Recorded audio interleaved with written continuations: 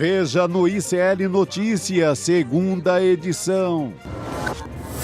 Ciro Nogueira cada dia mais enroscado. Empresa de senador bolsonarista recebeu R$63 mil de homem ligado ao PCC.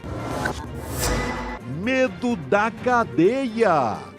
Desculpa aqui que eu tô muito mal, desculpa, tá? Governo do Distrito Federal pede a avaliação médica para analisar condições de Bolsonaro ir para a Papuda.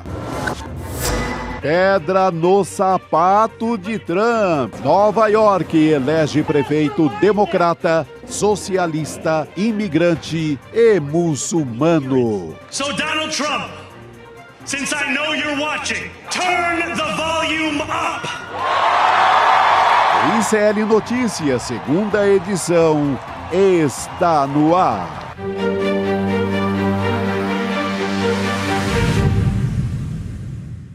Olá, boa tarde. Seja bem-vindo, seja bem-vinda ao ICL Notícias, segunda edição. Está começando, estamos ao vivo nos nossos canais do Instituto Conhecimento Liberta, Eduardo Moreira, também no canal da Voz Trabalhadora no YouTube. Boa tarde também para você que nos ouve pela Web Rádio São João, em Quixadá, no Ceará, e também na Rádio Cultural, na região da cidade de Torres, no Rio Grande do Sul. Hoje a gente está com uma composição aqui um pouco diferente nesse início de programa, porque a gente tem reportagem exclusiva do ICL. Boa tarde para os meus amigos Chico Sá e Flávio Costa. Bem-vindo, Flávio. Boa tarde. Pô, quando o Flávio está na área, quem está em casa já sabe, né? É rombo, é furo, é bomba. Se prepare. Isso aí. Eu vou dar uma contextualizada aqui, Flávio. Você que vai entrar, claro, em todos os detalhes junto com a gente. Mas essa notícia exclusiva que a gente traz aqui no ICL hoje, trazendo um pouco de um resumo de tudo, a empresa do senador bolsonarista Ciro Nogueira, do PP, também do Centrão, recebeu quase R$64 mil de um posto de combustível lá de Teresina. Esse posto que foi alvo da Operação Carbono Oculto, uma ação que investiga um esquema de lavagem de dinheiro do PCC no Piauí. Esses repasses, e aí o Flávio, claro, vai poder explicar muito bem aqui para a gente, aparecem num relatório do COAF, o Conselho de Controle de Atividades Financeiras. O ICL Notícias teve acesso a esse relatório e aí o posto, Flávio, fez 2 transferências para o Ciro Nogueira, Agropecuária Imóveis, né? A empresa é uma incorporadora que pertence ao senador, não é isso? Uma em maio e outra em abril desse ano. Isso mesmo. Essa operação é um desdobramento da operação que aconteceu em agosto, a Operação Carbono Oculto em São Paulo. É o mesmo esquema de adulteração de combustível, de fraude fiscal e de lavagem de dinheiro. Inclusive, há personagens em São Paulo que aparecem também nessa investigação do Piauí. Essa empresa que fez essa transferência para a empresa de Ciro Nogueira é a Pima Energia, que, em tese, é a dona de uma rede de postos chamada HD, que é uma rede de postos muito grande no Piauí, Tocantins e Maranhão. Essa rede de postos, ela está investigada pela Polícia Civil do Piauí, porque eles notaram a mesma dinâmica de fraudes que foi observada em São Paulo, né? Essa empresa depositou esse valor na conta da empresa do senador Ciro Nogueira, usando um banco, o BK Bank, que é um banco que é apontado como peça-chave do esquema de lavagem de dinheiro do PCC, né? Há outras operações que foram descobertas pela investigação. Por exemplo, o Victor Linhares de Paiva, um assessor e compadre, um aliado político de Ciro Nogueira, ele recebeu R$230 mil desse mesmo grupo econômico, né? Numa conta também do BK Bank. Isso para intermediar a venda? Houve uma transferência. Havia um grupo de empresários piauienses, chamado uma dupla, a Aran Santiago e Daniel Coelho de Souza. Eles repassaram os postos de gasolina para essa Pima Energia. E a Pima Energia ela é gerida por um fundo de investimentos que foi descoberto na Operação Carbono Oculto como sendo um fundo de investimentos que servia ao PCC. Segundo Polícia Federal e Ministério Público de São Paulo. Então, assim, você vê o emaranhado, né, assim, de relações e de conexões, né? O Victor teria feito a intermediação e a suspeita dos investigadores dessa transferência, né?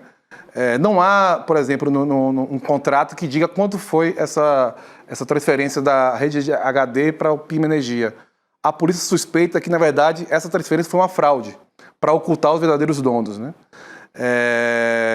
O Victor recebeu ele abriu uma conta no dia 12 de dezembro de 23 no BK Bank, recebeu esse dinheiro no dia 20 e transferiu imediatamente para outra conta dele e nunca mais usou essa conta. Ou seja, ele só usou essa conta no BK Bank, repito, o banco do PCC, para receber essa grana do Aran Sampaio. Eu vou também destacar o Aran Sampaio e o Victor são pessoas que se frequentam, né? Eles estiveram no dia 7 de setembro de 22, no desfile do 7 de setembro, no camarote da Presidência da República. Nós temos fotos dos dois nesse camarote. E vamos lembrar quem era o ministro da Casa Civil na época, do Bolsonaro. Ciro Nogueira. Então você vê, tudo que a gente verou nessas matérias, que as pessoas que estão assistindo podem ler no site, leva ao senador Ciro Nogueira. Ao nome do senador Ciro Nogueira. Justamente. Chico, eu vou passar já para você, mas só queria entender uma coisa. A relação do Vitor Linhares, que é esse ex-assessor, aliado político também do Ciro Nogueira. Qual era a relação ali? Ele era compadre do senador? O senador Ciro Nogueira é padrinho de uma das filhas do Victor. É uma proximidade. Ele já foi filiado ao PP, hoje é a União Brasil. A União Brasil, nós sabemos, né? São dois partidos que formam uma federação. O Victor era secretário até outro dia da Prefeitura de Teresina, secretário de Articulação Institucional. Ele é uma espécie de pupilo político do Ciro Nogueira. Eles são muito próximos, né? A investigação agora vai tentar descobrir para onde foi esse dinheiro, né?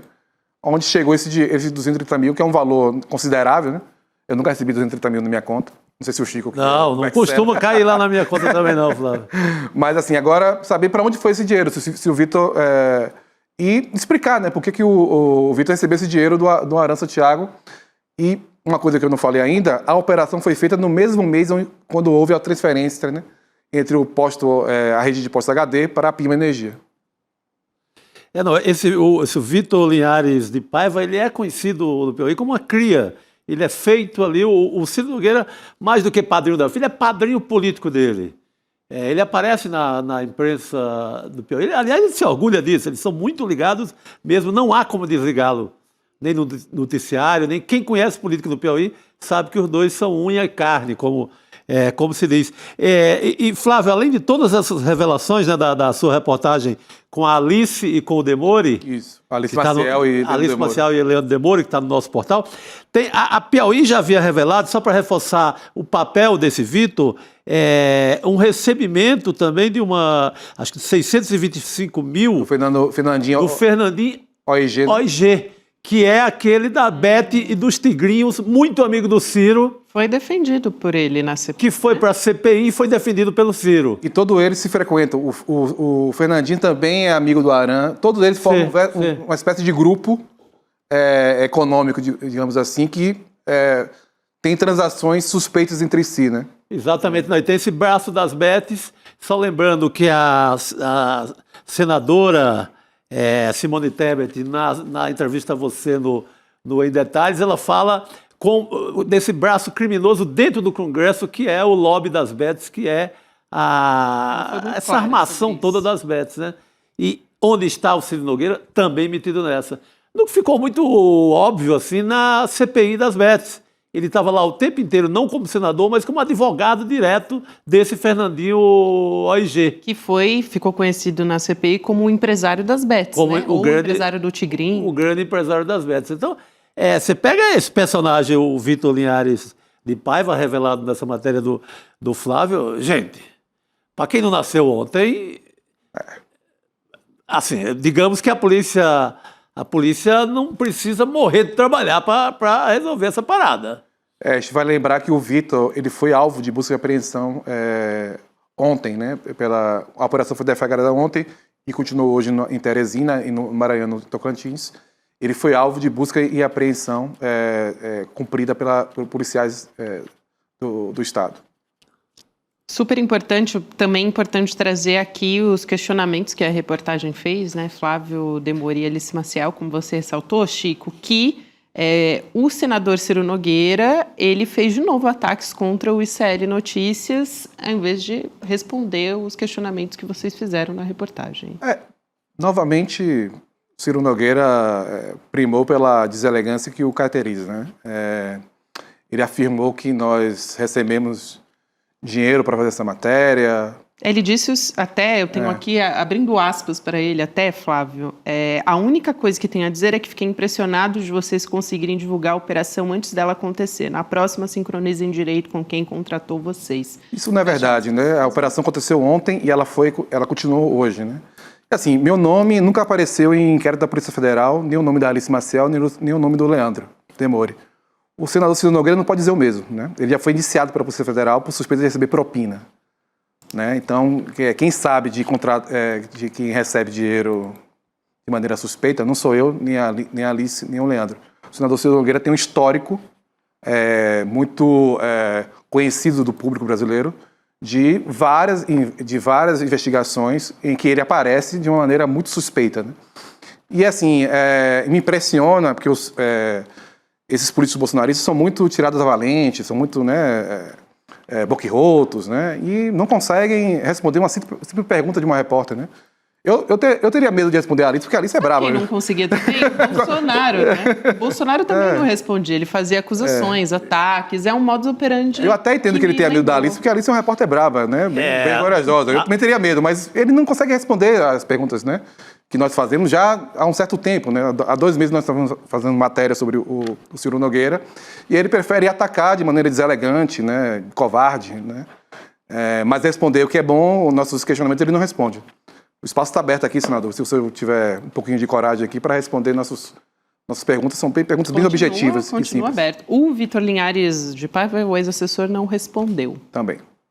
Não entrou em... Olha, fica difícil, né? Você coletar papéis, documentos que expliquem que isso não seja um negócio para lá de suspeito. Aqui você tem tem que lembrar que essa operação começa aqui em São Paulo. Tem que lembrar daquele dia em que noticiamos a ligação com a Faria Lima, vários fundos de investimentos, que dava assim uma quantidade bilionária de dinheiro, incluindo essa fintech usada por todo mundo dessa operação, agora pelo ramal do Piauí dessa operação, para movimentar essa grana. É a mesma. Chico, a gente pode salientar que é a mesma operação, porque a Justiça autorizou o compartilhamento de provas, ou seja, o pessoal do São Paulo compartilhou provas com a equipe do Piauí. E são empresas que foram investigadas em São Paulo que aparecem também no Piauí. Então, assim, na verdade, o PCC, nessa expansão dele, né, para o mundo, para a sofisticação, para se tornar uma máfia, ele expandiu uma operação que ele fazia em São Paulo para o estado do Piauí. É a mesma operação. E o uso também do posto de gasolina, a mesma coisa, né? Isso, mesma coisa. E a documentação que prova de relações das empresas do Beto Louco, que está foragido, do Mohamed, que está foragido, com essas empresas do Piauí, transferências de notas fiscais fraudulentas. Então, é a mesma conexão, é a mesmo esquema do PCC. É o mesmo modus operandi.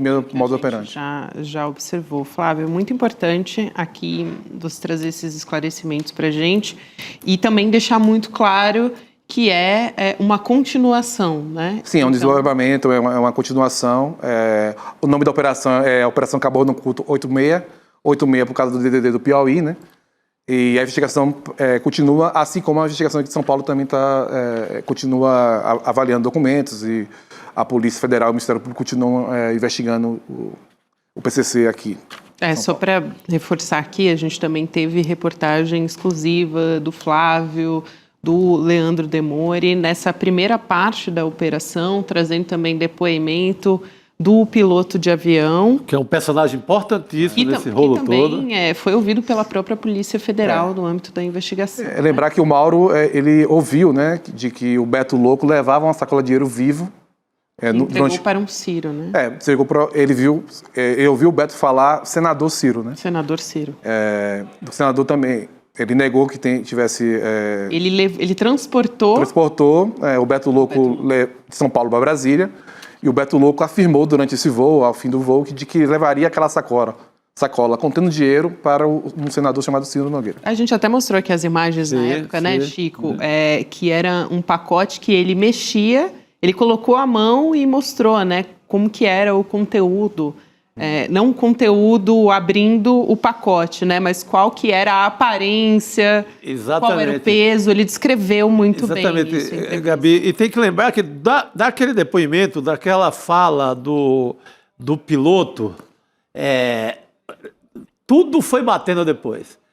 Os aviões que estavam sob desconfiança, que seriam do Antônio Rueda, presidente do União Brasil, ligadíssimo também ao Ciro Nogueira, depois descobre que havia investigações também sobre essa história. O Ciro reaparece agora nesse caso da mesma operação da Faria Lima. Então, aquela entrevista do ICL com o piloto eu ia falar piloto do PCC, não, o piloto que prestava serviços para o PCC, né? Isso. Aquela entrevista era um roteiro do que veríamos depois dessas outras operações. Certamente. Muito bem, Flávio. Parabéns por mais essa reportagem e obrigada, claro, sempre pela sua contribuição aqui na nossa reportagem investigativa. Obrigado, Gabi. Foi uma honra estar aqui com você, com o Chico. Então tá bom, eu vou te liberar e fazer aquela troca que a gente tem todos os dias no nosso N2 com o Rodrigo Viana. Pode ficar à vontade. Flávio, você é sempre muito bem-vindo nessa bancada também. Obrigadão. Tá? Pode voltar. Por favor, rapaz. Valeu, Flávio. Parabéns. Flávio Obrigado. Costa, Valeu. então, um jornalista investigativo aqui que já trouxe diversas reportagens exclusivas no ICL no âmbito dessa investigação importantíssima, né, Rodrigo? Aliás, boa tarde para você, que está de aparência renovada. Deu o famoso tapa no telhado. Tapa no que sobrou do telhado. Isso aí. Agora, o mais incrível desse noticiário, esse noticiário ele aparece em todos os jornais, em todos os portais, no Brasil inteiro, inclusive no Piauí. A diferença é que na mídia tradicional, convencional ou hereditária, chame você como quiser, não aparece o nome do Ciro Nogueira. Impressionante como tem força. Eles tiram o nome do Ciro Nogueira, não sei se é porque o Ciro colabora com tantas entrevistas nessas emissoras, está sempre ali dando uma notinha para os repórteres e tal, para o dono do jornal, às vezes, não aparece o nome do Ciro Nogueira em momento algum. Isso eu não reparei. Né? Não aparece. Só que é impossível você tocar no nome do Vitor Linhares de Paiva, apadrinhado, cria política, assessor do Ciro Nogueira. Não dá para citar esse nome sem citar o Ciro Nogueira. Então aí você vê a diferença entre um meio de comunicação, um canal independente como o ICL e os outros meios de comunicação. Tenta desqualificar, né, Chico? Como se... Exatamente. Não aparece o Ciro Nogueira, você só vai ouvir o nome Ciro Nogueira aqui, no ICL. E com fundamento, com o roteiro inteiro, com o assessor dele, com o avião, com a história que começa desde o piloto que o cita e diz que estava levando dinheiro para ele. Então, só aqui no ICL você vê a história contada com todos os personagens.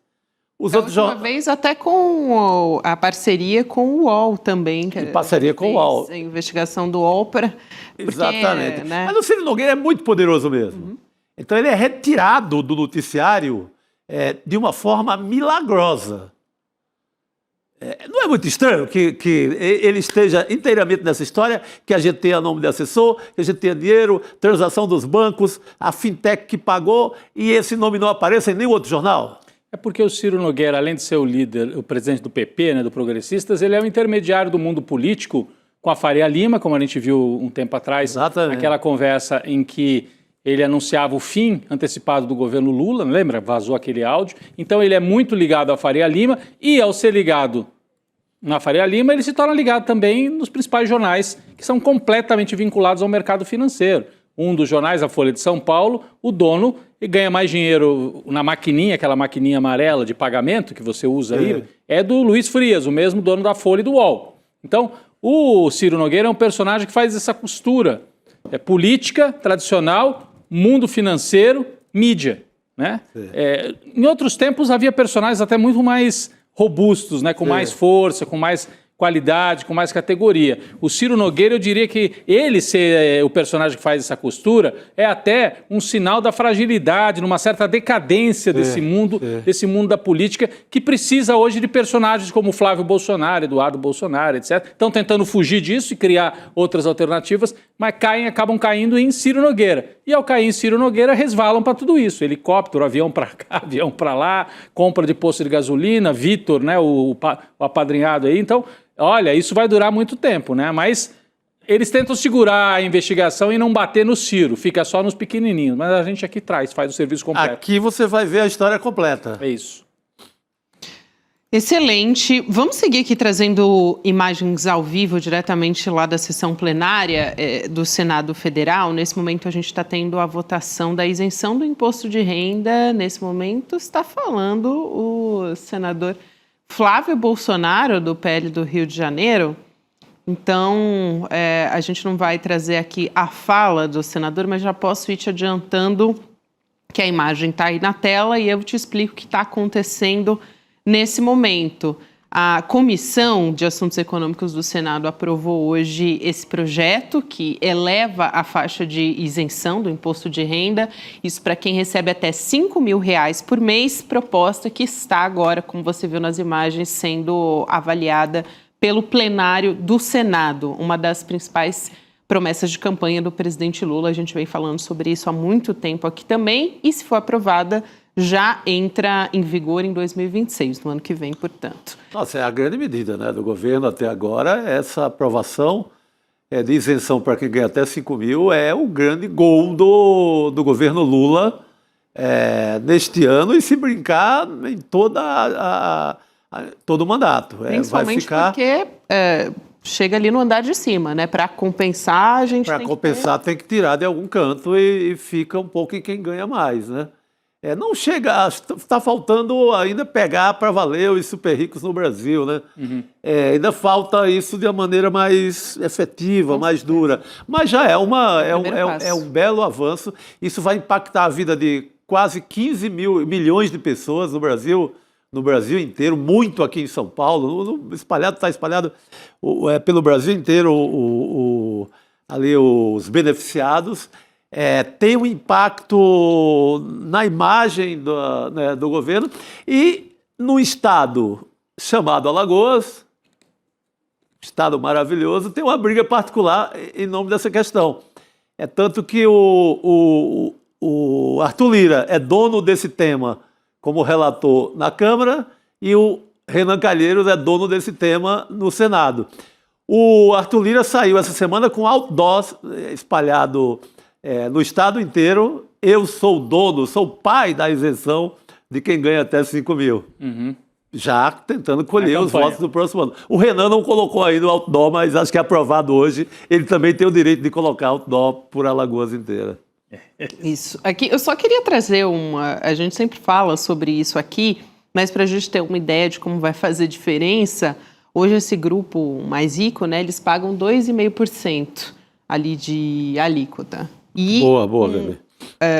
Com essa composição que a gente tem hoje, professor, por exemplo, paga 9,6%. Policiais, 9,8%. Então, assim, é uma disparidade, absurdo, né, Chico? O policial, o professor, quem está no dia a dia, quem trabalha mesmo para valer, né? Pelo amor de Deus. Agora, eu estava aqui pensando também na questão política, né? Quando veio a aprovação da isenção de até 5 mil na Câmara, a gente disse, bom, grande vitória, agora o Lula conseguiu trazer a pauta econômica que interessa ao povo, conseguiu controlar o preço dos alimentos, então a pauta econômica e um certo bem-estar. Será que isso é o que está empurrando o governo Lula para se recuperar na popularidade? Parecia que sim, né? Parece que sim. Né? E a gente não tem nenhuma pesquisa mostrando que isso mudou, mas a direita conseguiu na semana passada fazer um giro aí de pauta e empurrou para a questão da segurança pública. Hoje a gente está vendo o Senado votar a isenção dos 5 mil, então a gente volta a falar disso, e no ano que vem não é falar, as pessoas vão ver no contra-cheque quando receber o salário. Essa é a hora que o efeito vai ser aí. O efeito vai ser aí, porque por enquanto é noticiário, se perde aqui, tudo bem, as pessoas veem, legal a isenção, mas vai passar e tal, a hora que chegar fevereiro, março, os primeiros contra-cheques, já com em alguns casos, R$300 a mais no bolso do trabalhador, né? No caso de quem ganha 5 mil, fica perto de R$300 a mais no bolso. Então isso vai fazer uma diferença.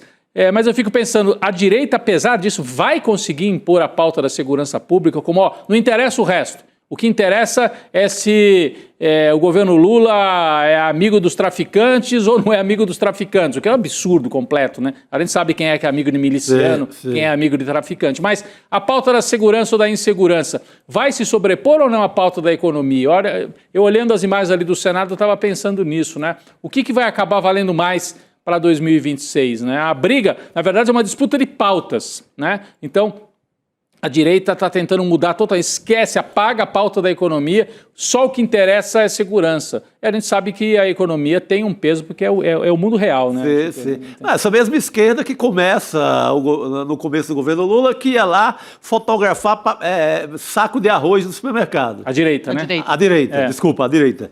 A direita que estava fotografando saco de arroz, café, de feijão, café, e mostrando, olha o absurdo, o governo Lula... Blá, blá, blá. Esqueceram o arroz. Esqueceram a inflação, esqueceram a cebola, esqueceram a banana, esqueceram tudo. Agora é apostar no sangue. Fazer correr sangue. Na chacina do Cláudio Castro, que diz que tem outras, já prometeu fazer outras, né? Mais 10, ele está prometendo fazer mais 10. É chacina pré-datada agora. Isso. Tem que se preparar. A gente vai chegar lá também agora, Chico. Foi uma informação que veio da coluna do Lauro Jardim, né? Dizendo que o governador do Rio, ele já tem mais 10 operações agendadas. Então, aliás, com autorização judicial para começar, segundo a apuração do Lauro Jardim. É muito curioso o momento que isso acontece, né? Porque ele acha que a popularidade dele está surfando. Então, vamos aí engatar mais operações no Rio de Janeiro. Ele disse que já na semana que vem a Polícia do Rio vai fazer operações diárias na região sudeste, lá do Rio, na capital, e também na Baixada Fluminense. Então, assim... já deu a linha da semana ele consiga que vem, fazer como é que vai ser o dia a dia da população. Espero que ele consiga fazer como a polícia do Ceará, a polícia da Bahia, que é prender líderes das facções e torço para que sem essa violência que foi agora. Não, ele disse que as ações podem ter semelhança, ele deu o exemplo das operações. Prender 0 líder, não prendeu ninguém. O que ele vai resolver? Poxa, faz 50 anos que se faz isso no Rio de Janeiro e não resolve nada. Porque eles estão falando que é para retirar as barreiras, né, aquelas barreiras colocadas na entrada de comunidade, na entrada das favelas, e que isso é uma forma do Estado não aceitar que as facções dominem território. Agora, não adianta nada você ir lá, mata 100 pessoas, retira a barreira e no dia seguinte a polícia sai. Fazia muito mais sentido, né, aquele projeto anterior, que depois foi desvirtuado, das UPPs, né? Então você ocupava, era o Estado que ocupava o território. Agora não tem ocupação de território, você tem um banho de sangue e é só até o ano que vem, gente. É munição eleitoral, literalmente, né? Então, não prende líder do Comando Vermelho, não ataca o coração financeiro dessas facções. E a nossa pergunta, né, continua sendo, e as milícias? Eles vão entrar na área da milícia? Eles vão entrar em Rio das Pedras, que é de onde surgiram as milícias, região onde a turma do Bolsonaro, dizem, tem ligações ali? Vão entrar em Rio das Pedras? Ou é para combater o Comando Vermelho e abrir território para as milícias avançarem mais? Né? É uma pergunta que a gente faz enquanto rodam aí na tela as imagens da chacina no Complexo do Alemão e no Complexo da Penha. Tanto o recolhimento dos corpos quanto o avanço das tropas, né? Aquela imagem anterior. Enfim, olha o resultado disso. Então a gente espera que não sejam mais 10 ações com esse resultado, se o governador está esperando para se eleger senador promover matanças desse tipo, né? E não apoia, por exemplo, aquele projeto que o Haddad chamou muito bem a atenção do sonegador, né? O projeto de lei do devedor quanto mais. Ele cobrou, o Cláudio Castro falou, Cláudio Castro, o senhor quer resolver o crime organizado? Aqui, né? Por que não pede para a bancada do PL do Rio de Janeiro apoiar, então, esse projeto? Porque por trás do sonegador está justamente o crime organizado. Sim, não, e não houve interesse nenhum dele resolver essa parte. Atuando. Mas o Cláudio Castro está se achando tanto que já falam do nome dele, inclusive numa candidatura para a presidência da República. Vai, Chico. Chegou nisso? Juro por Deus. Está hoje na coluna da Bela Megali, que é uma jornalista do Globo respeitável. Assim, né? Se não tivesse pelo menos um zum, ela não daria. Subiu a cabeça, o sangue subiu a cabeça, o sangue da chacina e... assim, tudo bem que eu acho que parece piada, mas ele acredita. Tanto que virou nota num jornal importante do Rio de Janeiro. Agora, como tem alertado o ex-governador Antony Garotinho, ele tem que ter cuidado porque as ligações dele com a barra pesada é tão grande que é bem capaz de acontecer até uma delação, até essa candidatura se concretizar para o Senado. O TH Joias, né? TH Joias. Que é o deputado estadual, apareceu com fotografia com dinheiro, com arma, e TH Joias, deputado estadual ligado ao crime, preso e ligado ao Cláudio Castro, é da base de apoio do Cláudio Castro. E mandou recado, segundo o Antony Garotinho, mandou recado de que ou me tiram da cadeia e me dão cobertura para eu não morrer na cadeia, ou eu vou delatar. Então, pode vir aí uma delação contra o Cláudio Castro, que já está lá com problemas no Tribunal Superior Eleitoral, né, Gabi? O julgamento foi interrompido, mas ele tem lá o pedido de cassação e já o voto, vamos né? Trazer as atualizações sobre isso, porque a gente teve o voto, como você bem disse, Rodrigo, da ministra Isabel Galotti, lá do TSE, pela aplicação da inelegibilidade contra o governador do Rio, Cláudio Castro, também pela cassação do mandato dele, isso por abuso de poder político e econômico nas eleições lá de 2022. Na sequência, a gente teve o voto do ministro Antônio Carlos Ferreira, que ele pediu vista, então ele vai querer mais tempo para analisar esse caso. Com isso, a votação fica paralisada. Ainda não tem data para voltar. Inicialmente, a gente tem uma contabilização, segundo o regimento do TSE, de 30 dias, mas isso pode ainda se postergar. O que a ministra disse nesse voto dela, né? Ela disse que houve uma distribuição massiva e obscura de recursos públicos para ter vantagens eleitorais quando, ao contratar 27 mil pessoas sem vínculo formal, 27 mil pessoas por meio da Fundação CEPERJ e também da Universidade do Estado do Rio de Janeiro. Uma estratégia que teria permitido a autorização dos servidores temporários remunerados irregularmente em ano eleitoral, Chico. Foi uma farra eleitoral sem limite, né? É como, de repente, pega ali, cria-se vários comitês a partir com dinheiro público, né? Usando essas instituições. E esse pedido de vista é mais um daqueles para ganhar tempo, porque hoje em dia a gente viu bem vários juristas, vários advogados, vários estudiosos durante o julgamento agora do Bolsonaro e dos principais acusados no caso do golpe. A gente viu que pedido de vista hoje só serve para interromper e para ganhar um tempo, porque todo mundo tem acesso a todo o processo o tempo inteiro. A gente não vive mais naquele tempo que vinha um carrinho de supermercado lá dentro do fórum carregando uma tonelada de documentos. Não! Quando começa o julgamento, todo mundo já teve acesso, está lá na tela do computador. Eu não preciso mais fazer um trabalho de operário braçal ali e catar um documento que estaria lá no fundo de uma gaveta de um fórum. Isso não existe mais. Nesse tempo, era ok você pedir vista, porque você não tinha olhado ainda com profundidade aquele documento.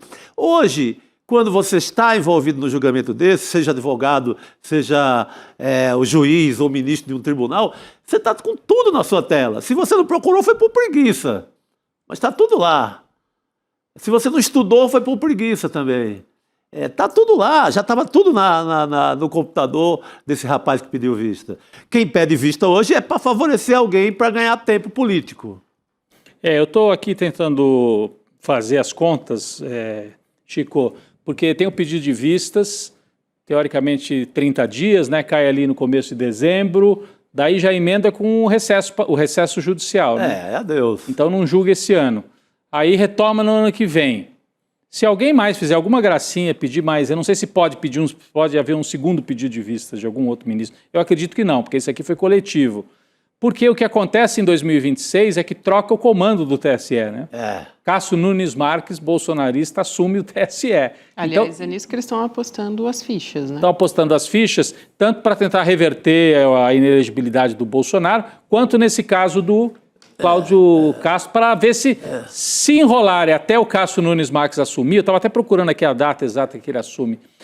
Se enrolarem até ele assumir, pode tentar reverter, tira de pauta, enrola até a eleição e não permite que o Cláudio Castro se torne inelegível e seja cassado antes da eleição de 2026. Então essa é a operação que está em jogo. Eu não digo que esse ministro que pediu vista agora participe disso tudo, me parece que não. 25 de maio termina o atual mandato. 25 de maio? Ah, não, então dá tempo. Acho que entre fevereiro e maio dá tempo de divulgar o pode ser uma Castro. candidatura subjúdice, assim, o tempo inteiro, né? Ele coloca a candidatura na rua, seja ao Senado, seja ao delírio que ele desejar, e aquela candidatura vai estar ali sob o olhar do tribunal, do TSE. Isso o Cláudio Castro, você disse. Cláudio Castro, aí deixam para julgar depois, aí vai rolando, aí vem o Cássio Conká, o ministro do STF, e depois da voto favorável ele assume o cargo. Mas pode ser aquele tipo de candidatura que fica o tempo todo pendurado nessa decisão. É muito ruim, né? Porque o Cláudio Castro teria que ser candidato já como governador cassado, né? Governador cassado, candidato ao Senado, enfim. De qualquer maneira, é uma tentativa de adiar e de ainda fazer um jogo no TSE para permitir que o Cláudio Castro sobreviva. Esse é um personagem, porque o outro governador, aquele que comemorou morte, o ex-juiz, né, que era o governador. O Witzel também comemorou morte, falava que tinha que atirar na cabeça, etc. Mas esse dançou porque não tinha aliança com a família Bolsonaro. Lembra? Os bolsonaros começaram a achar, esse cara quer ocupar o nosso lugar, e ele queria. E você lembra que o Cláudio Castro assumiu, assim, justamente porque o Witzel cometeu essa fala, né? Cometeu essa fala, porque foi uma coisa absurda. Ele chegou, assim, bem discreto quando ele assumiu, né? Porque não queria ser... o Cláudio Castro, exatamente. Mas o Witzel foi afastado também por denúncia de corrupção envolvendo o escritório dele, mas principalmente porque ele rompeu com o bolsonarismo. Sim. E ao romper com o bolsonarismo, perdeu a sustentação na Alerj. O Cláudio Castro não cometeu esse erro. Não cometeu esse erro, foi muito esperto, gastou muito com publicidade, gastou muito na Globo do Rio, muito. Hoje ele conta com matérias favoráveis na Globo do Rio, coisas que eram impensáveis, ao ponto de conseguir veicular a chacina só pelo olhar da sua própria assessoria, sem nenhum contraponto do outro lado. Então não é um Zé Mané fragilizado como era o Witzel. É verdade. Então, ele está forte. tá forte. Ele vai manter a candidatura ali segurado no penduricalho, do jeito que for, vai manter a candidatura. É isso aí, gente.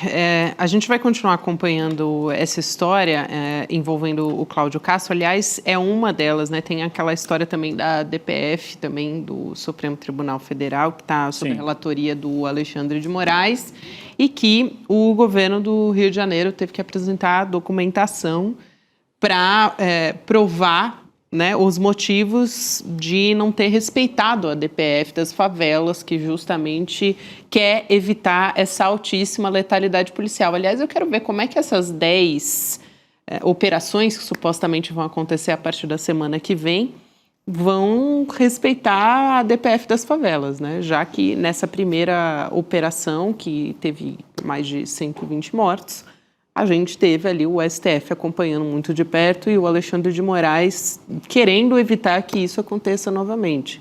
Então, eu acho que isso também é algo a se prestar muita atenção. Ah, sim. Vamos ver se... Eu acho que não vão obedecer mais nada. Teve uma grande repercussão favorável na opinião pública, vão tocar o terror daqui para frente para ganhar voto, isso é o que vai valer até a eleição. A nossa espectadora aqui, a Ana, com 2 N's, ela lembra uma coisa... a partir da nossa conversa, o Arthur Lira é um caso clássico de quem mantém-se pendurado até hoje. O Arthur Lira ele se elege deputado federal com o caso lá da Taturana, que era um escândalo monumental de dinheiro público na Assembleia Legislativa de Alagoas, Ele segura no STJ, depois ele segura no STF, vai segurando, vira líder, vira presidente da Câmara, tudo segurado, com a bucha segurada, ninguém julga e vai-se embora. O Cláudio Castro vai ser o mesmo caminho. Por aí. Isso, e a gente segue aqui acompanhando essa história. Agora eu só quero lembrar a todos que estão nos acompanhando que nessa semana a gente tem lançamento, estreia, o novo livro do Eduardo Moreira. A gente vai trazer neste domingo um evento de lançamento que é só um jogo e se nada disso fosse real. Para você conseguir garantir a sua vaga no evento, primeiro, você vai lá em icl.com.br/livro e aí você pode acompanhar nesse lançamento. Tem desconto também para quem adquirir o livro durante o evento no domingo. Eu estou falando aqui que é domingo, mas ainda não deu horário, né? 9 de novembro, 8 horas da noite, então anota aí na sua agenda. A gente vai falar sobre essas relações que são mediadas por inteligência artificial, algo que é típico dos novos tempos, aliás, dos nossos tempos de hoje, do nosso cotidiano, né, Chico Sá? Então, importante a gente entender como é que isso afeta as Nossa, nossas tá relações. tão maluco assim no mundo da escrita isso que o grande desafio agora é checar para ver o que sobrou de humano nas escritas de teses, até de romances e de obras mais literárias. Hoje em dia, o fiscal do ChatGPT é um grande ofício, é uma grande missão hoje, porque é tudo tão escrito com inteligência artificial que é difícil separar agora do que não é. Tem gente que tem vergonha, dá um tapinha ali para melhorar, tira umas palavras, troca 3, 4 palavras para dar o migué, né? Mas eu tô de olho, hein? É mais um cronista como Chico Então, Sá. daí a importância desse livro do Edu, né? Que discute, dialoga com esse universo. É isso. Olha, hoje é dia de Cristina Serra aqui, hein, junto com a gente. Eu estava agora há pouco falando do ministro Alexandre de Moraes, do STF. Ele, na última semana, enviou a chefe de gabinete dele para uma vistoria no complexo penitenciário da Papuda. Vocês ficaram sabendo disso?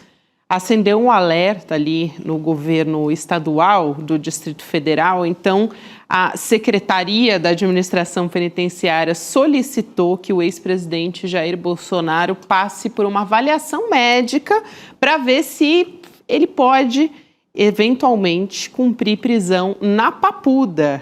Vou usar aqui o termo da Secretaria, que é verificar a compatibilidade de cumprir eventualmente a prisão na Papuda. Um documento sob sigilo que foi enviado para o gabinete do ministro, do Xandão, diante da proximidade ali do julgamento. Gente, eu nunca vi o governo ibanês preocupado com isso, com nenhum preso em Brasília. Nunca vi até Estão hoje. dizendo que eles estão preocupados com a saúde, né? Estão passando um recibo de que trabalha para o Bolsonaro. O Ibanez é governador do Bolsonaro, é isso?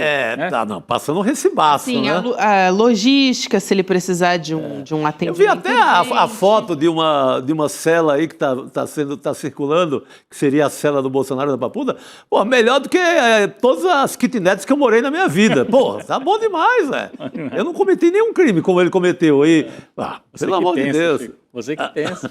Vamos chamar a Cris Serra aqui para conversar com a gente, para saber a análise dela. Cris, boa tarde para você. A Cris diretamente de Belém. Ela tá com crachá e tudo, eu tô achando. Boa ali. tarde. Boa tarde, Gabi, Chico, Rodrigo. Olha, eu estou aqui no Parque da Cidade, onde começa amanhã a cúpula dos chefes de Estado e na segunda-feira a COP. Inclusive, vão me expulsar daqui já, porque a Polícia Federal vai fazer uma varredura aqui. Então, a nossa conversa hoje tem que ser muito rápida. Eu estou acompanhando, Gabi, essa ótima notícia que você trouxe, porque isso é sinal de que a prisão do Bolsonaro está realmente muito próxima, né? Agora, eu quero fazer um comentário muito simples. Eu quero que ele tenha conforto na cela onde ele vai ficar. É importante que ele tenha conforto, porque a gente tem que tratar bem os presos. Todos os presos têm que ser bem tratados, né? As prisões brasileiras não podem ser masmorras, né? Quem quer que as prisões brasileiras sejam masmorras e que os presos sejam tratados como se fossem animais é a extrema-direita.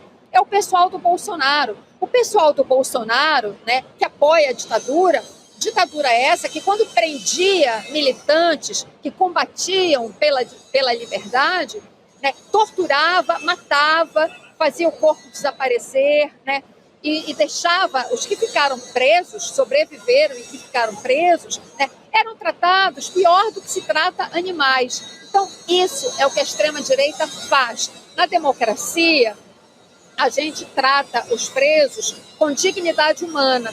Ele passou por um processo, foi condenado e vai ser preso dentro em breve, com as condições que tem que ter. É um senhor de idade, né, com uma série de doenças, segundo a família afirma, né? É curioso porque ele vive doente, mas se estivesse em liberdade, né, podendo usar rede social, podendo chamar comício, estaria bem de saúde.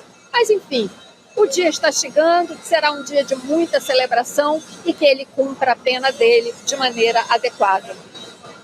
Como o Cacai tem falado, o nosso colaborador aqui, o advogado criminalista Cacai, que conhece muito essa questão prisional no Brasil, ele tem falado, Cris, que uma coisa muito importante, que ele deseja que a extrema-direita entre a sério na discussão das nossas cadeias, do nosso sistema carcerário. E comece, em vez de ficar demonizando, dizendo que é mordomia, que preso pede pizza, comece a tentar melhorar esse sistema. E o Cacai espera que a ida do Bolsonaro para lá, e dos amigos do Bolsonaro, dos generais que estão indo, que ajude nessa discussão. Quem sabe, assim, a extrema-direita vire a cabeça e passe a defender um sistema carcerário mais organizado, mais limpo, com mais decência para o cumprimento das penas. Tomara que o desejo dele seja realizado. Ele tem toda a razão, Chico. Esse é um debate importante, né?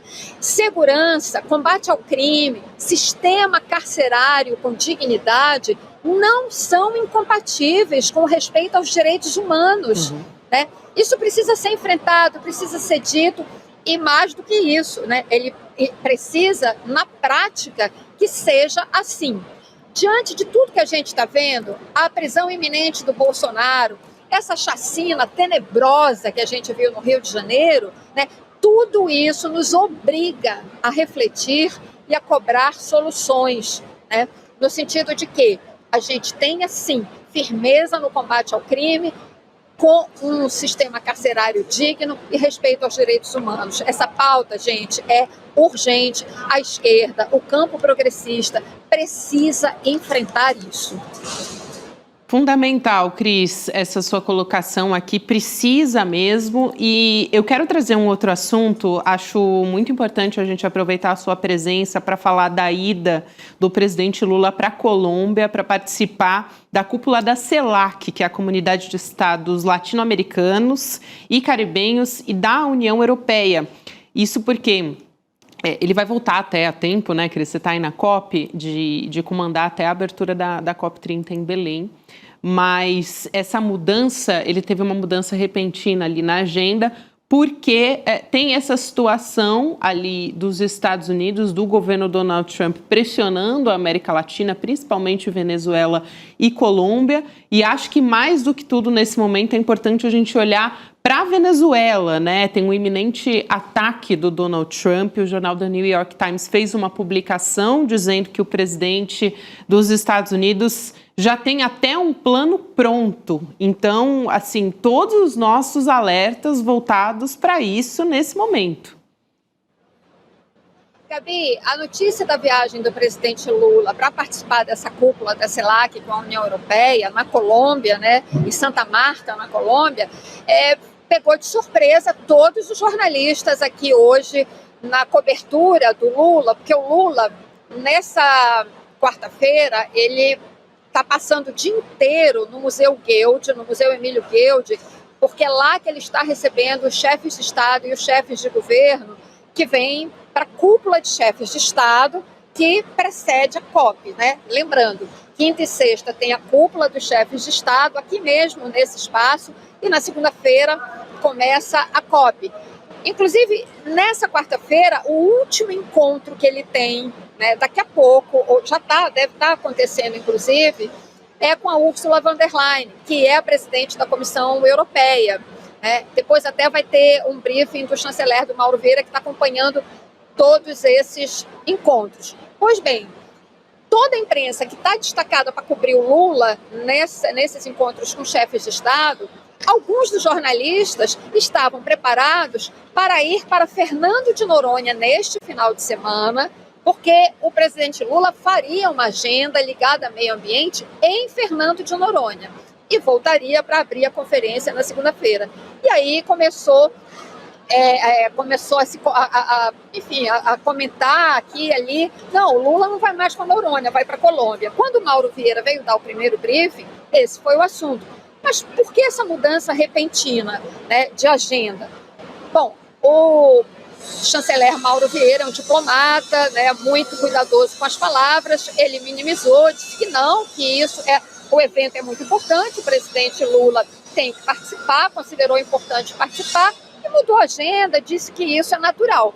Não é bem assim, porque um evento como esse, sei lá, que a União Europeia, é programado há meses, né? Meses e meses. E o presidente decide se vai ou não, bota na agenda, etc. E ele não havia, isso não estava na agenda, até porque no meio da cúpula de chefes de Estado, COP30, etc.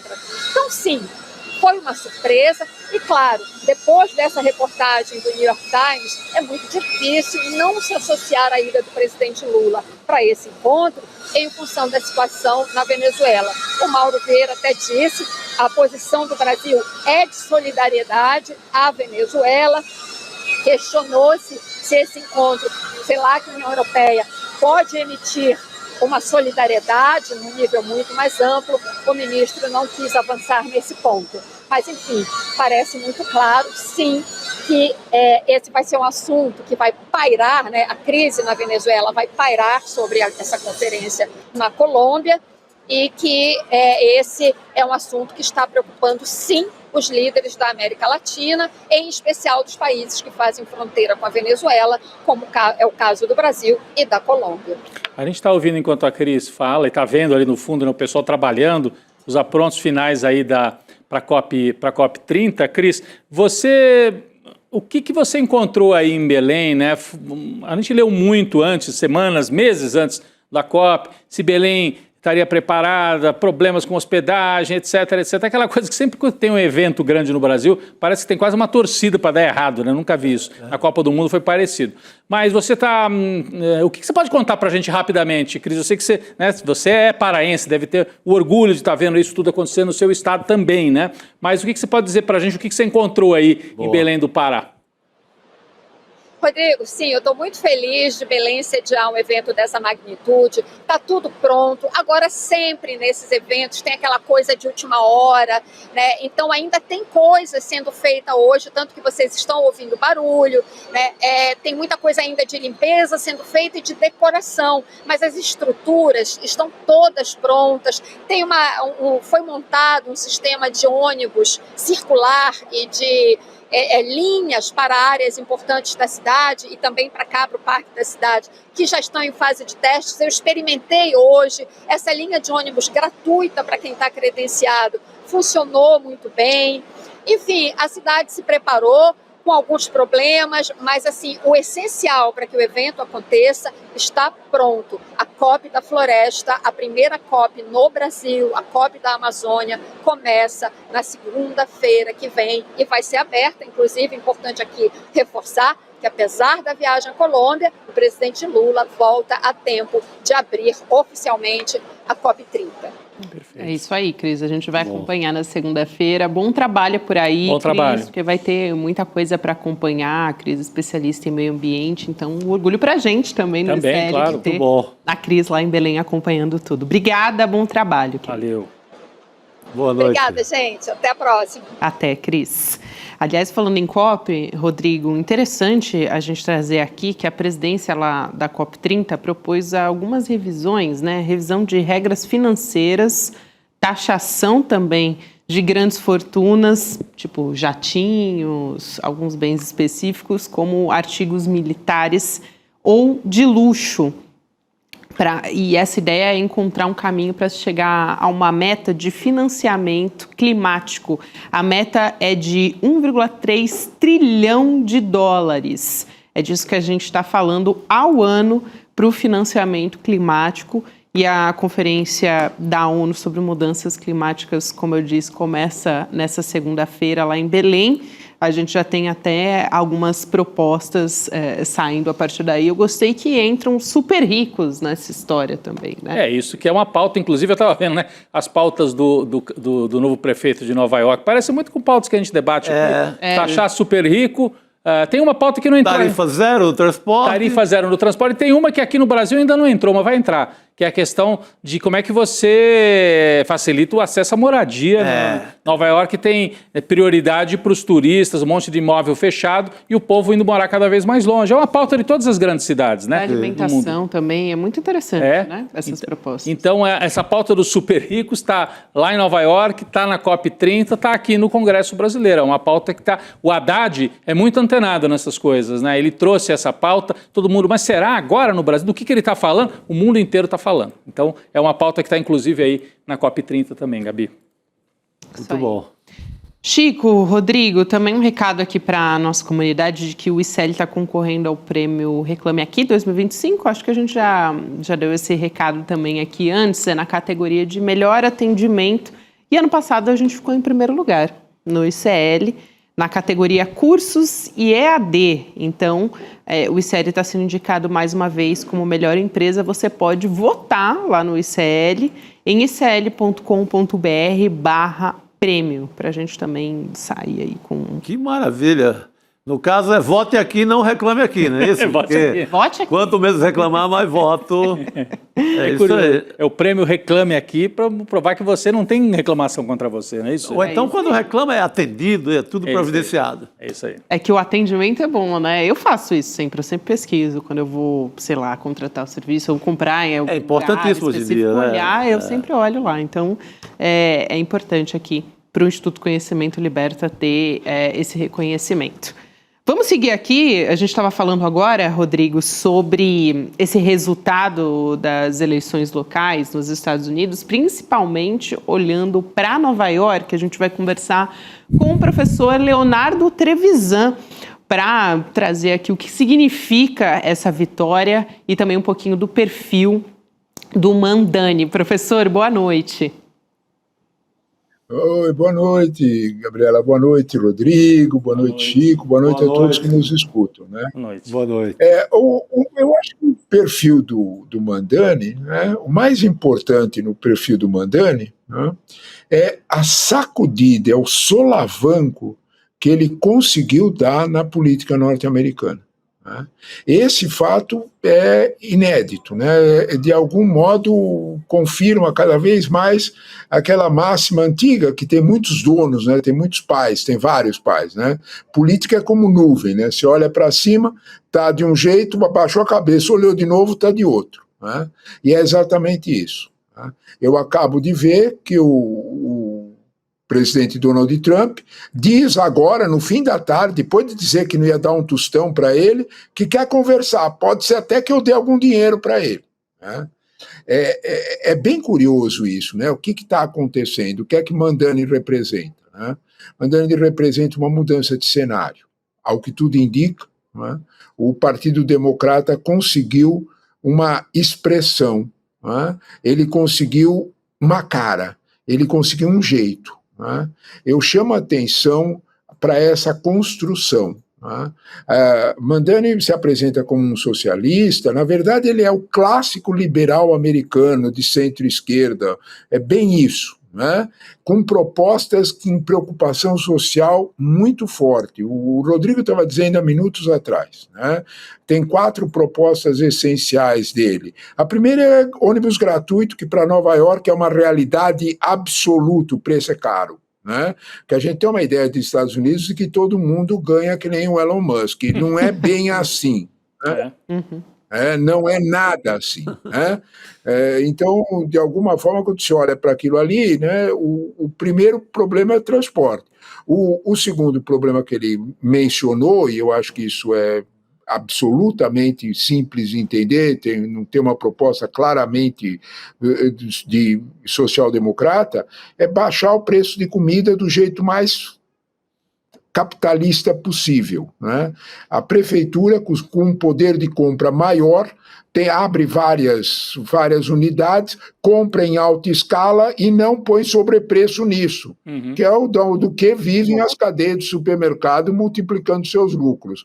Com isso, a população mais pobre, mais carente, vai ter acesso a uma comida da mesma qualidade com um preço melhor porque comprada em escala.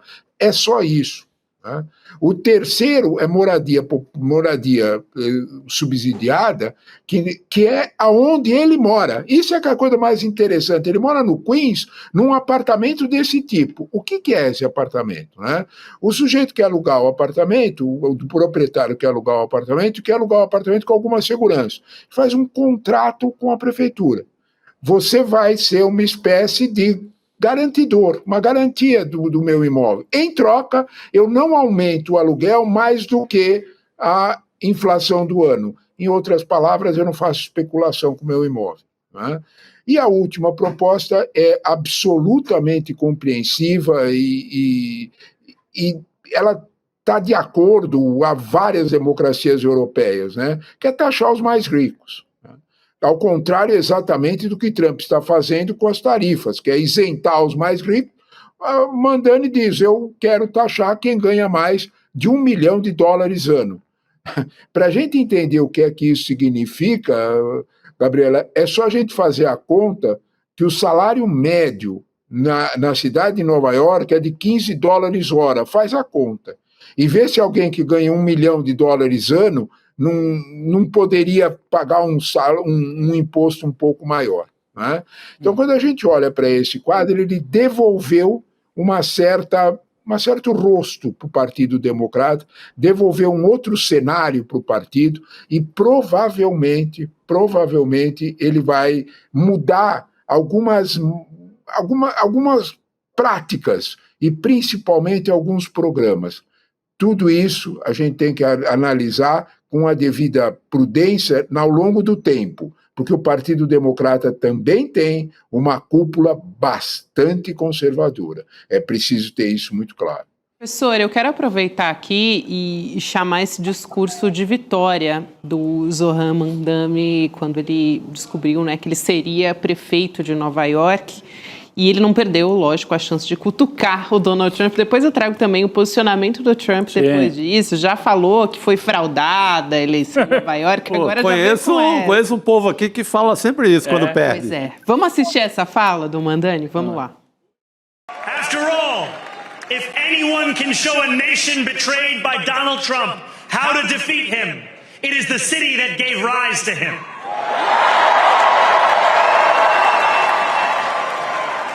And if there is any way to terrify a despot, it is by dismantling the very conditions that allowed him to accumulate power.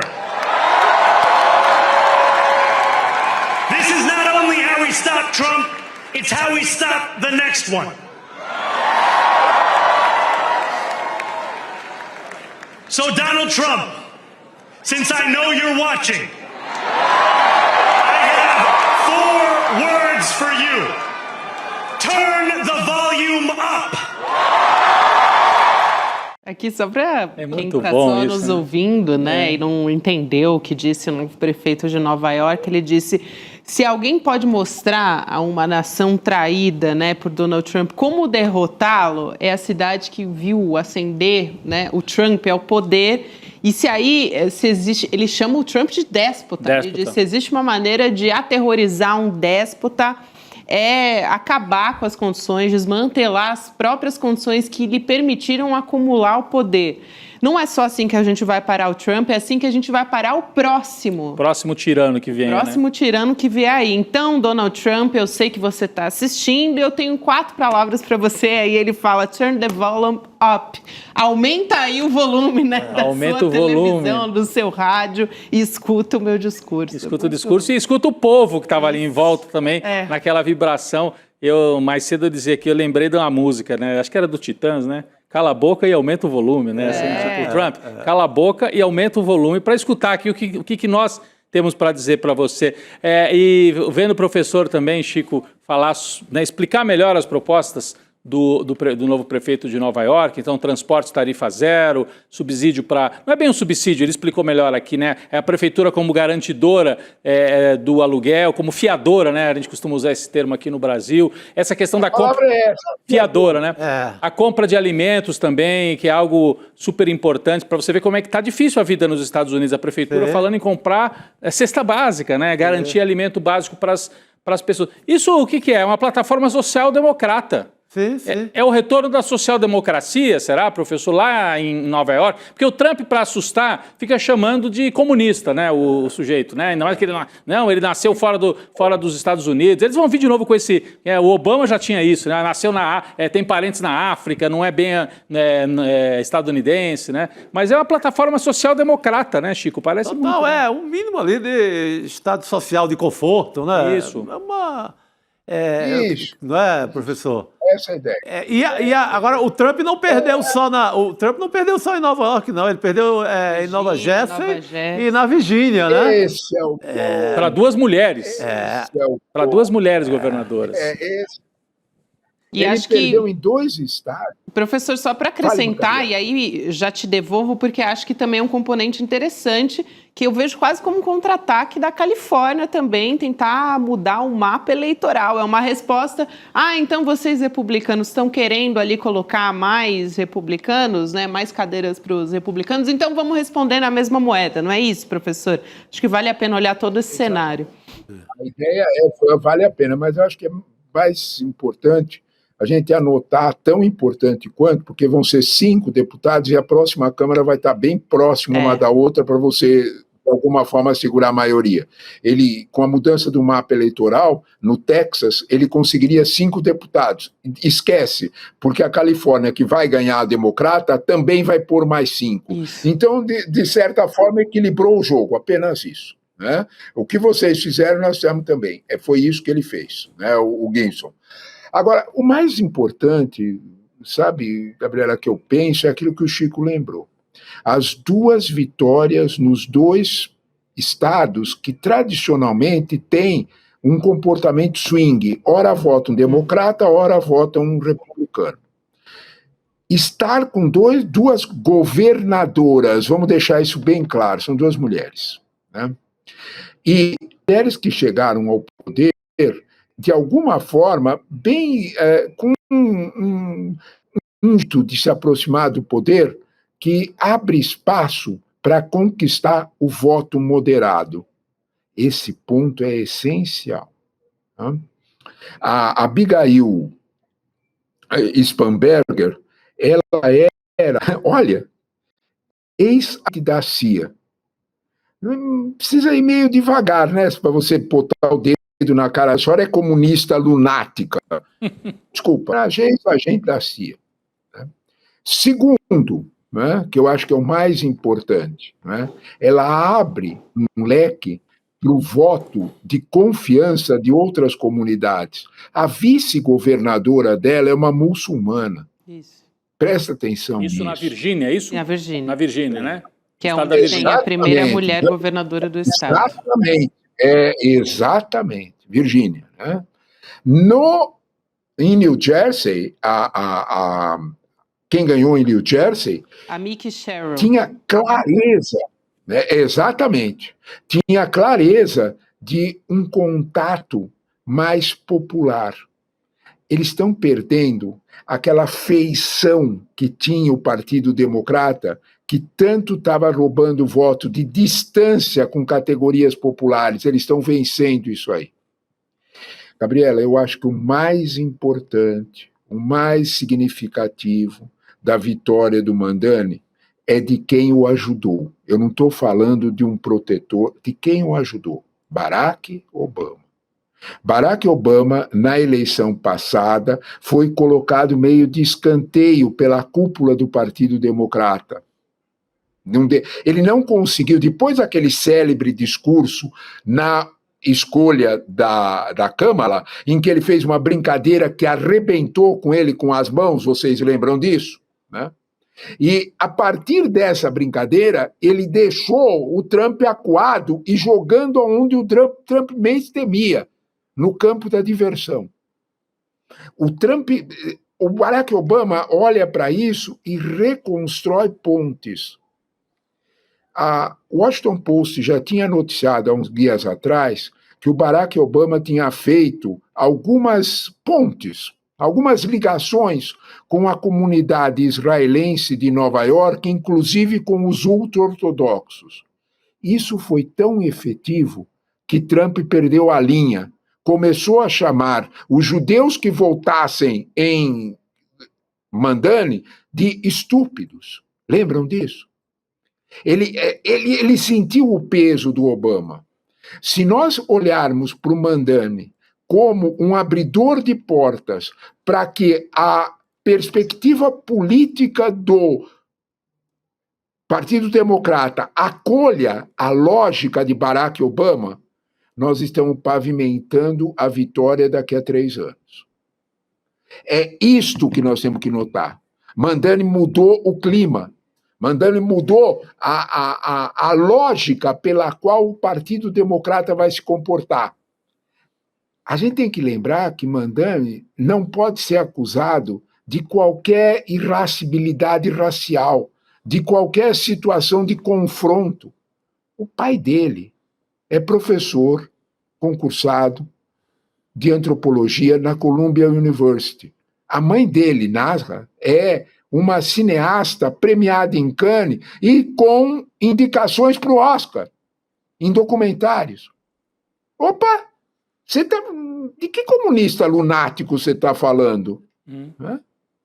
Esse fato vai, de alguma forma, começar a forçar outro tipo de escolha de candidatos democratas, mais próximos, com um discurso muito mais sensível ao que o Chico lembrou muito bem, a um estado de bem-estar social.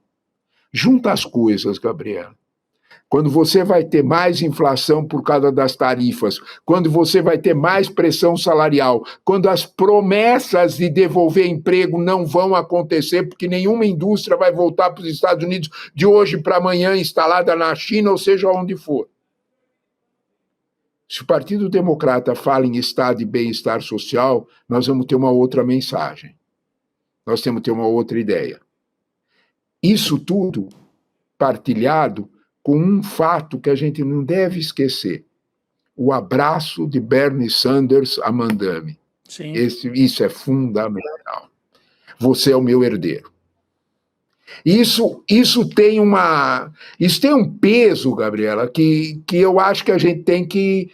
Não adianta, eu não consigo me conter, que a gente tem que comemorar. Claro. Né? Porque, de alguma forma, é um outro Estados Unidos, aquele outro Estados Unidos esmagado, respeitoso às instituições, republicano, porque a ameaça que o Trump estava fazendo ao Mandani de cortar verbas públicas, espera a verba não é da presidência da República, a verba é pública, é res pública.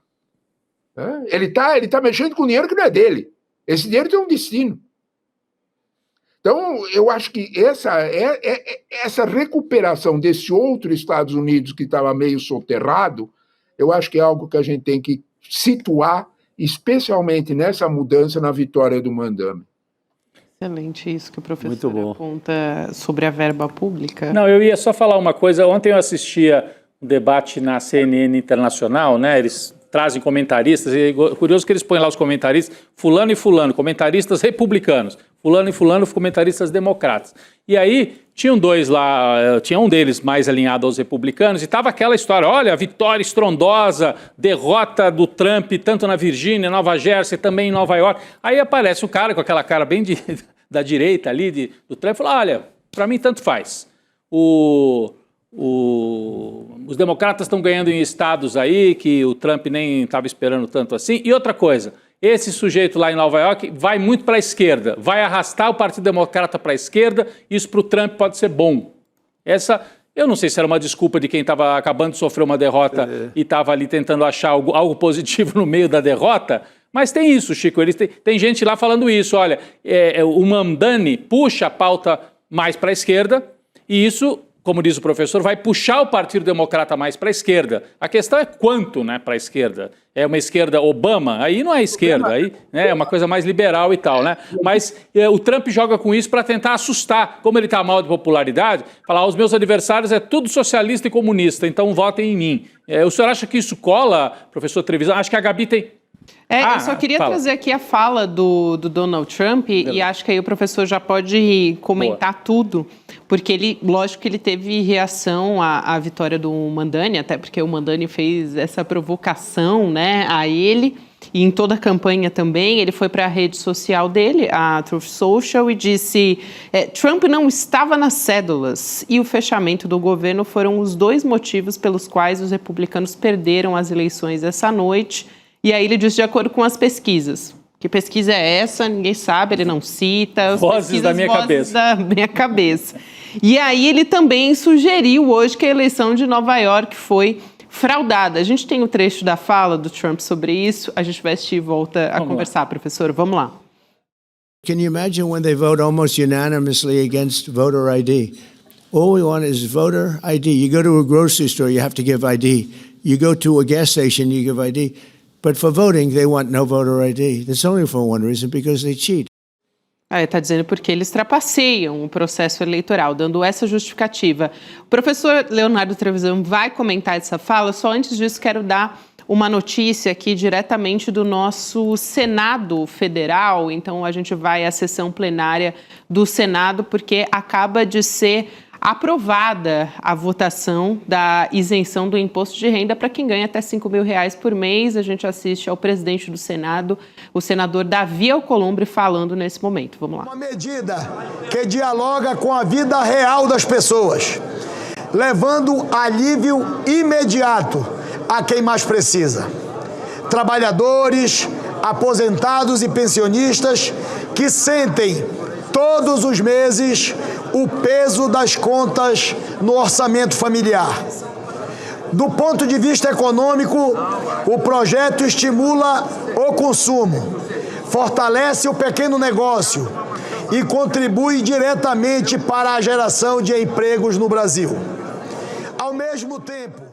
É isso, então, a fala do senador Davi Alcolumbre, presidente do Senado. Nesse momento, a gente teve a aprovação do projeto isentando do imposto de renda quem ganha até R$5.000 por mês. E para compensar a arrecadação, a gente tem justamente a compensação no andar de cima. Taxação dos mais ricos. Taxação dos mais ricos. É uma vitória e se conclui agora essa votação no Congresso, né? Passa a valer definitivamente para 2026, né, Gabi? É isso. Professor Leonardo Trevisan, a gente falava agora sobre o pronunciamento do Donald Trump, né, insinuando, então, que a eleição foi fraudada em Nova York, né? Ele diz, aliás, insinuando, tem uma fala dele que ele diz ali muito claramente, né, por um motivo, eles fraudam o processo eleitoral, querendo dizer, mais essa. Então, o Donald Trump falando a respeito da eleição do Mamdani em Nova York. Eu acho que vocês escolheram uma frase para mencionar isso aqui na linha de baixo aí da tela, né, que é perfeita. O mal perdedor. Ponto. É isso. Qualquer um pode entender isso. Né? Nós sabemos perfeitamente que essa ideia de exigir o documento é para excluir da eleição aquelas pessoas mais pobres que nos Estados Unidos têm bastante dificuldade, porque mudam de estado, o documento é estadual, eles não conseguem o documento, então apenas comprovam isso. Né? Apenas comprovam sua existência, que ela é o nome que eles têm. Né? Exigir o documento de identidade formal é excluir da votação essas pessoas. Né? Então, é evidente que há uma intenção, né, de repetir as mesmas desculpas das eleições derrotadas. Né? Ele não falou isso na eleição em que ele ganhou no ano passado, 2024. Né? Isso ele não mencionou, essa eleição não foi roubada. Então, de alguma forma, o quadro é de repetição. E aí vem a pergunta, com quem que ele está falando?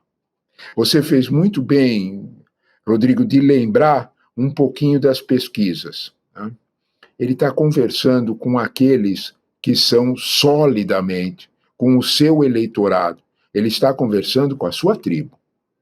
É isto. Né? Porque ele está percebendo a desidratação, ele está percebendo que ele está perdendo o voto. Esta é a terceira pesquisa que sinaliza o 37%. Nós tivemos duas outras.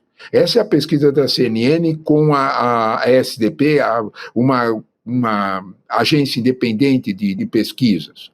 Então, nós tivemos uma pesquisa do YouGov com o próprio New York Times. Também apontou 37%. É a terceira.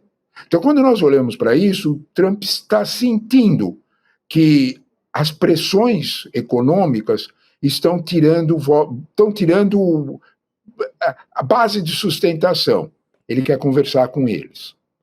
Sabe, sobre Trump a gente precisa repetir o tempo todo que a única coisa que não dá para pedir é coerência. Porque ao mesmo tempo que ele fala isso, ele hoje à tarde comentou que iria receber sim o Mandani, porque talvez eu desse algum dinheiro para ele, tentando evitar que Mandani entre nas suas bases eleitorais. Tarde demais, ele já entrou.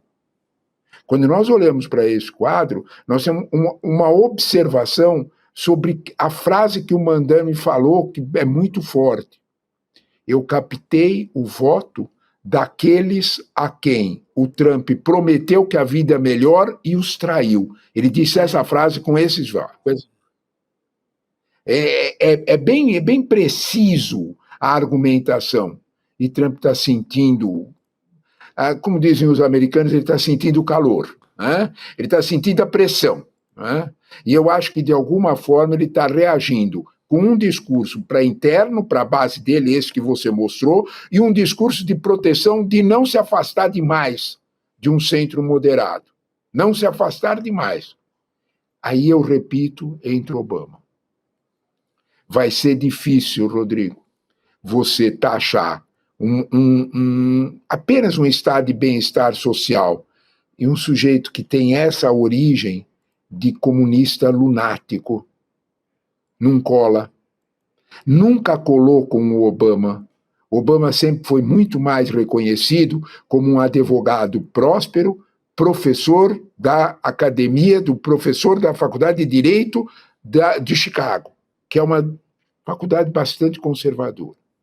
Então, isso isolava, isso segurava, de certo modo, qualquer acusação. Vai se repetir o mesmo ponto. Mandani escolheu a cidade de Nova York exatamente para mostrar essa projeção. E eu insisto que você está bastante certo. O Partido Democrata não vai, pode acusar ele de esquerdista, ele não vai para uma posição muito extremada. Ao contrário, Mandani não é isso. Mandani é exatamente o liberal clássico americano, que lá eles chamam de comunista, a direita. É o social-democrata clássico. É o social-democrata. Né? Alguém, por um acaso, ouviu Mandani falar em expropriação dos meios de produção? Não, nada. Isso é o Lênin, Vocês ouviram ele falar nisso? É outro departamento, não pode falar isso, não pode falar essa palavra. Dispara a todos. Né? Outro dia eu brinquei com isso aí, que eu falei, quem lembrava de que era o dono da frase, de que às vezes acontecem semanas em que acontecem décadas naquelas semanas. A frase é do Lênin. É do Lênin. Só falar o nome anula a frase. Eu cito a frase sem citar o nome. Isso é ignorância, Pedro. Isso é apenas ignorância. Né? Então, onde é que nós estamos olhando para o Mandani? Como ele realmente é. Né? Sujeito bem preparado, de boa formação, né? Que, de algum modo, tem uma visão bem nova-iorquina, né? Sobre o contexto de crise social que vive os Estados Unidos. O Trump pode, o comentarista da CNN pode falar as frases que você lembrou, Rodrigo, quanto ele quiser também, né? O quanto ele quiser. Vai valer para ele o mesmo recado, o mesmo conselho que o Mandani deu para o chefe dele, Eleito o volume. Aumenta o volume. É isso aí, muito bom. Professor. Acho que não teria maneira melhor da gente se despedir do professor Leonardo Trevisan nesse N2 de hoje. Professor, muito obrigada por trazer todo esse contexto, levando em conta essas eleições, e são muito importantes, né, para a gente ficar de olho nas eleições de meio mandato do ano que vem também. Obrigada, professor. Um abraço. Eu é que agradeço o convite de vocês. Boa noite, Rodrigo, Gabriela, Chico. Boa noite a todos que nos ouviram. Até a próxima, professor. Vamos terminar com notícia boa também, gente? Vamos, por favor. A eleição em Nova York foi uma bela notícia. Foi. Então tem mais uma? Tem mais uma. Imposto de renda aprovado no Senado. Mais uma boa notícia. Olha, fazia tempo, hein? 2, agora 3. Vamos para a terceira. Qual é a terceira? Mas é bom, né? Quando a gente... Sim, pelo amor de Deus, precisamos. Não é todo dia que a gente consegue. Mas amanhã à noite o ICL vai receber uma medalha na Câmara Municipal do Rio de Janeiro. Então também uma boa notícia para quem nos acompanha, que é a medalha Pedro Ernesto, que é a maior honraria concedida pela Câmara dos Vereadores a pessoas e instituições também em reconhecimento a serviços prestados à sociedade. Então, amanhã, para quem é do Rio de Janeiro, pode ir lá pessoalmente. E essa conquista é de toda a nossa comunidade também. Então, muito bom trazer aqui esse reconhecimento. Comunidade do Rio de Janeiro. Chega junto lá na Câmara, o Eduardo Moreira estará lá, né? Sim, toda a nossa equipe também de jornalismo do Rio vai estar lá também, muito do ICL. O Edu vai receber pessoalmente, né, em nome do ICL, a medalha Pedro Ernesto. Dá para assistir a cerimônia ao vivo também em icl.com.br/convite para participar. Bom. Isso aí. Então vamos indo para os créditos desse N2. Por favor, sair de Nova York, vamos chegando aqui em São Paulo. Você que está em Quixadá, É isso. De Quixadá. Torres, lá no sul. É isso aí. Brasil inteiro com ICL. Hoje é quarta-feira, também é dia de provocação histórica, então fica o convite para você que está nos acompanhando para continuar aqui junto com a gente. O convidado do professor Lindener Pareto dessa quarta-feira é o Almir Felite. O tema da conversa é História da Polícia, Vigiar, Militarizar, Punir. Você acompanha a partir de agora no nosso Provocação Histórica, que vai começar agorinha. É só continuar com a gente aqui na nossa programação.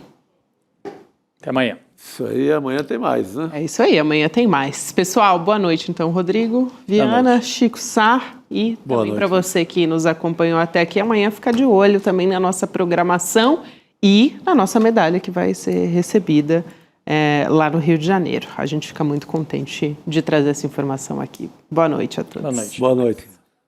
Turma, ficou pronto o meu novo livro que se chama É Só um Jogo.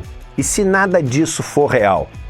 O livro que eu escrevi até hoje, é o 13º livro que eu escrevi, que eu mais gostei de escrever. Uma provocação filosófica, assim, super inovadora, traz conceitos de matemática, filosofia, física e discussões que todos nós temos no nosso dia, mas de uma maneira totalmente nova. E eu diria até num estilo que revoluciona esse tipo de literatura. Eu vou lançar esse livro no dia 9 de novembro, um domingo, às 8 horas da noite, e vou falar sobre tudo o que está acontecendo, que as pessoas não têm nem ideia nesse mundo da inteligência artificial, e explicar para vocês de onde vieram os insights desse livro. E até vou ler um trechinho para vocês. O mais legal é que, além desse encontro incrível, vocês vão ter a oportunidade de adquirir o livro por um preço super especial e autografado. É o livro que eu mais gostei de escrever. E eu acho que vai ser o livro que vocês vão mais gostar de ler. Não que vocês vão sair do livro todo animadinho, não. Mas vão sair com a cabeça, pirando. Aquilo que um livro deve fazer com as pessoas. Um abraço e até dia 9.